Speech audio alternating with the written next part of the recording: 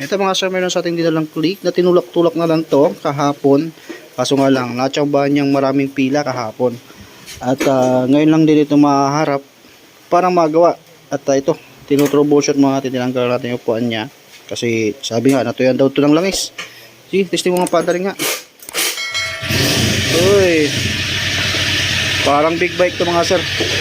Ayan, pagka mga ganyan tunugan mga sir, sigunyal po yan. Sigunyal po yan. Pero hindi siya yung connecting rod. Sigunyal bearing yan mga sir. Pero matic po yan. Babakbakin natin yung makina. Paghihiwalay natin yung chassis sa yung makina. Makikita natin kung gas-gas yung block or hindi. Pero sure ball yan na, na may problema yung sigunyal niyan. Parang bagong kalas lang tong block niya. Nakinis pa. In-stock na kasi itong motor na to simula nung nagkaroon daw ng aberya. Kaya in-stock na. Lagi daw nag-overheat. Yan gagawin natin. Paghihiwalay na natin to. Pagka mga ganun tunugan, kala nyo tunog big bike. Bearing yun. Maaaring in-overhaul to. Mali yung pagkakasalpak ng sigunyal. Baka hindi gumamit ng butane. At pinirsa yung sigunyal para may lubog. Doon nadadali yung bearing. At isa rin yung langis mga sir. Kapag kinulang sa langis, asahan nyo po yan. Bearing din damay. May sira. Pati block, camshaft. Yan yung mga damay dyan. Kailangan natin buksan or paghiwalay yung makina para makita natin yung pinaka main issue nito. Pero yung ganun tunugan, sigunyal po yan mga sir. Titingnan lang natin kung ano pa yung mga maladamay na pisa dyan. Kasi na-stock. Hindi natin alam kung ano yung pinaggagawa dito dun sa nauna or yung driver kung paano siya mag-alaga ng motor niya. Kaya pag-iwalay natin.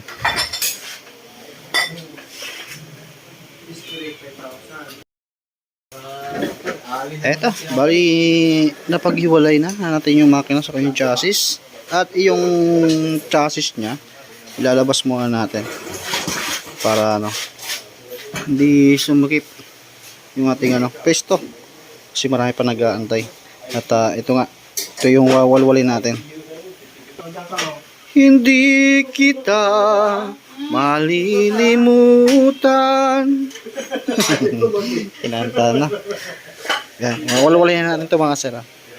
Yan. Siguro dito na tayo sa site para makapasok ang isa dito naman. Kasi marami nag-aantay. At yung ADB, yan, ginawa ko din ng content dyan, baba din makina yan, ilalabas din natin yung kanyang chassis. Sigunyal yung problema ng ADB. Ito na, wala-wala na natin.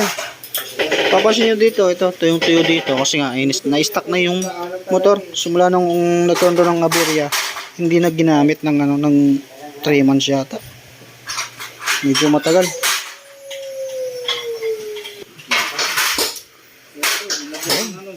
Overheat.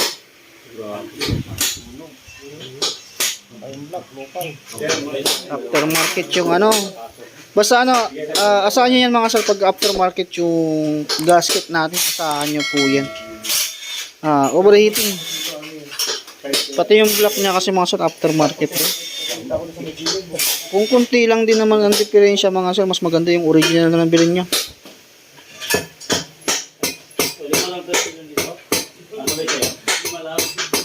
Tanggalan na natin. Nabiyak na rin pala yung makina nito.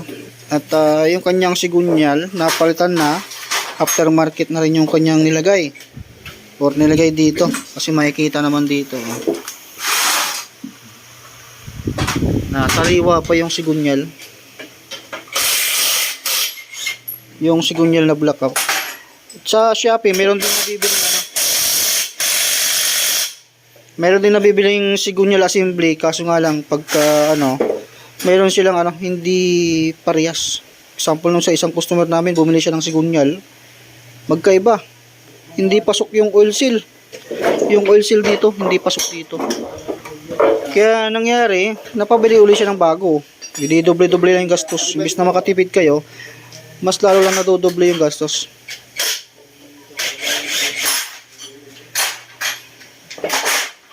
Pero nagkausap naman na kami dito.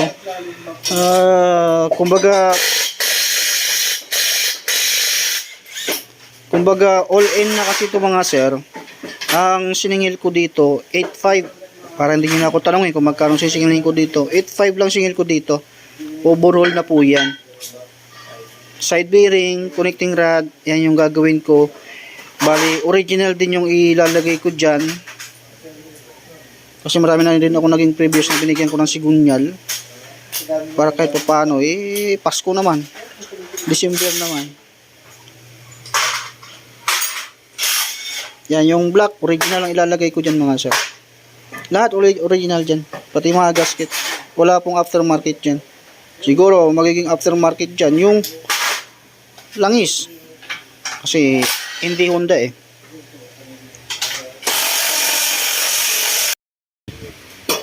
Eto. Biniyak na natin. Yan, naiwan naman yung sigunyel. Kaya, hindi siya kalampag talaga. Kumbaga yung side bearing ang naging problema, nakita ko rin yung kanyang connecting rod mga sa aftermarket yung nilagay. Papalitan ko na rin baka mamaya sa katagalan kasi magkaroon ng problema. Ha? Yan ang problema niya mga sala, yung side bearing, yung part dito sa may pulley, yun yung problema niyan. Yan yung papalitan natin. Black piston ring. Tapos nilinisan natin. Medyo matagal lang dito mga sir yung maglinis. Kaya kung sakali magpapagawa kayo sa amin ng ganito mga sir, agahan nyo lang.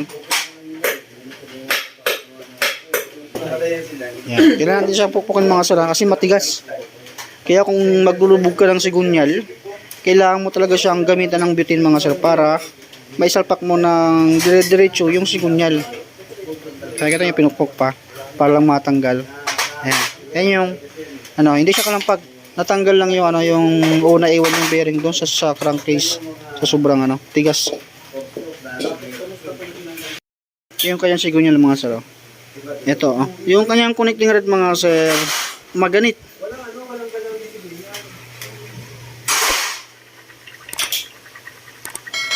Yan, rinig nyo?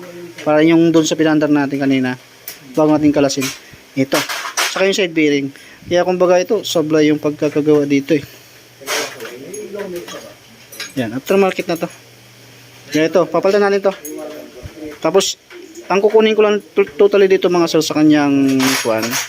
Ito lang kukunin ko sa kanya. Kasi masikip pa to. At meron akong isang side dyan. Totally, ang dami kong kuwan dito.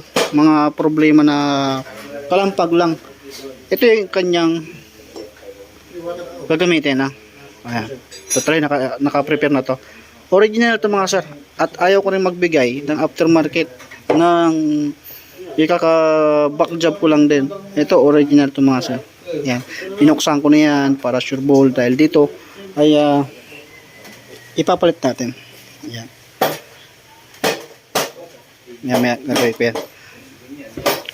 Ayan. Sablay. Ito mga sala, kaya pala sobrang ganit nung kanyang connecting rod. Ayun, nung pinrace ko nga itong kanyang sigunyal, ito tinanggal ko yung face niyan, yung isang side. Ito, nagsilaglagan na yung connecting rod bearing. Ayun, durog na. Tapos makikita nyo rin dito. Kayod na kayod. Yan. Kasi ito yung ibibigay ko dito. Ito yung pamalit niyan.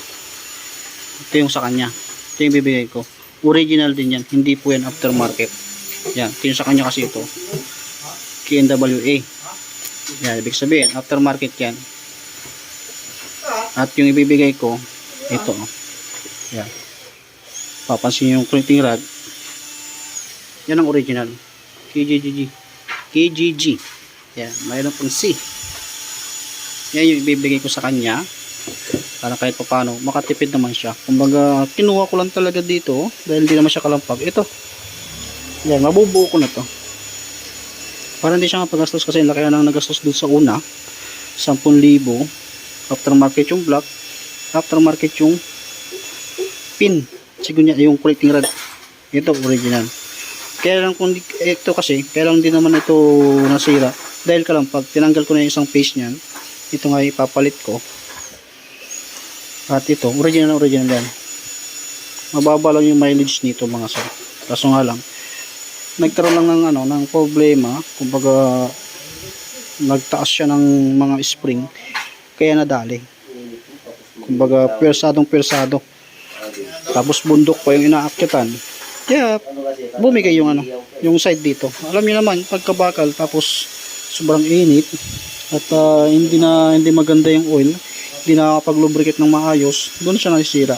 Pasilip ko sa inyo dito yung ano. Ito. Yan, na talagang itong ibibigay ko sa kanya.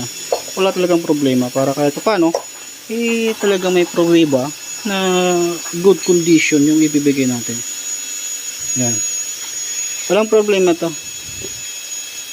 Ano lang talagang problema niyan, yung kalampag lang talaga. Yan. Tapos makikita nyo din naman sa original saka sa aftermarket magkaiba. Yan. Magkaiba. Aftermarket to. Mas makapal. Ito yung original. Kaya bubuuin ko na to, tatransfer ko na to. Tapos siyempre bago din yung bearing. Ito na mga saan, ilinisan na natin dahil sobrang dumi. Sobrang putik. Sobrang itim. Tapos after natin malinisan, sapak natin yung sigunyal na ni-repair ko. Mga saan, pinabitin na natin para may salpakan natin yung ginawa nating sigunyal. Sa loob ng 15 minutes nyo painitin. Sa loob ng 15 minutes mga saan, painitan nyo ito lang ganito. Kasi kung hindi nyo gagawin itong ganito, hindi nyo po may sasalpak yung ating sigunyal. Kasi kung makikita nyo kanina, nung tinanggal natin yung sigunyal, halos pinukpok pa natin para matanggal yung sigunyal. Ngayon kung hindi nyo papainitan, hindi nyo may papasok to. Yan, painitin ko muna para umaba yung video natin.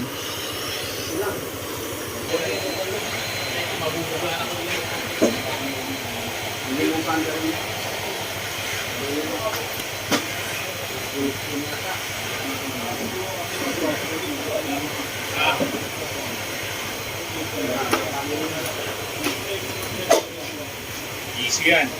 Okay, ayan. Sapakan na rin. Tapos palamigin mo natin, saka natin lagyan ng sealant. Easy yan. Ayan, ito mga siya, ibalik na natin yung crankcase nya. At isusunod natin yung bagong block, timing chain, chain guide, saka yung sprocket ng ating oil pump. Ayan, tapos ito yung bagong block natin mga sala, install na natin yung mga chain guide, yung hose naman dapat wag nyo pagbaliktarin. Example na sinasabi kong wag pagbaliktarin. Kung ito dito yan sa water pump natin, ito sa block, wag nyo pagbaliktarin na ilalagay dito. Kasi didikit to sa muffler. Butas. Overheat ang kalalabasan nun.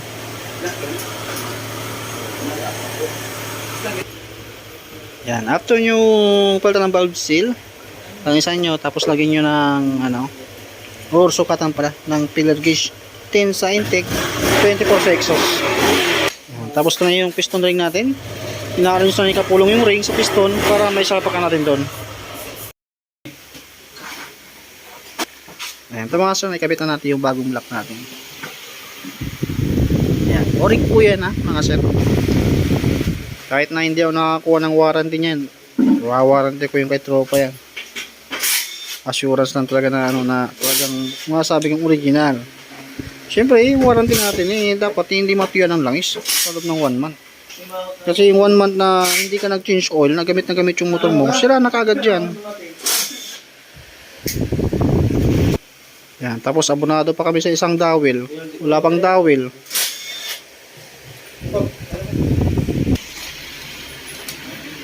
Eto, original yan mga sir. Buhay pa to, pwede pa yan.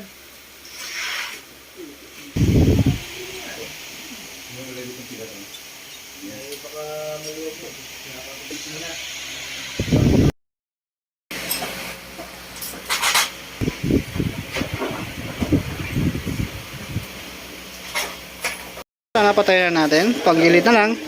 At may sasampa na rin natin ito sa kanyang chassis mga sir. Para mapantala natin kung ano yung pinagkaiba nung hindi pa nagagawa at yung after magawa. Ito na. Samayan natin yung makina sa kanyang chassis.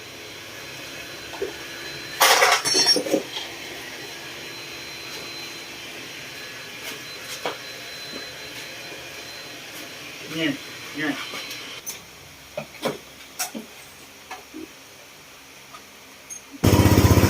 Ayan mga sir, maandar na siya. Ibang iba na yung tunog niya kanina. Yung hindi pa nakakalas yung makina. Ayan. Gaya pang sapot ng gagamba rito. Ayan, wala nang ting tong ting tang tang tang.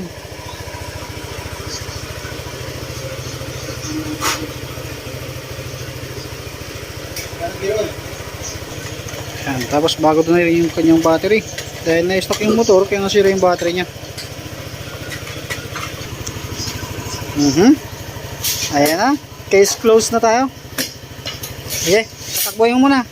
Kung ano yung feel mo. Kung takbong chubby ba o takbong baboy ba.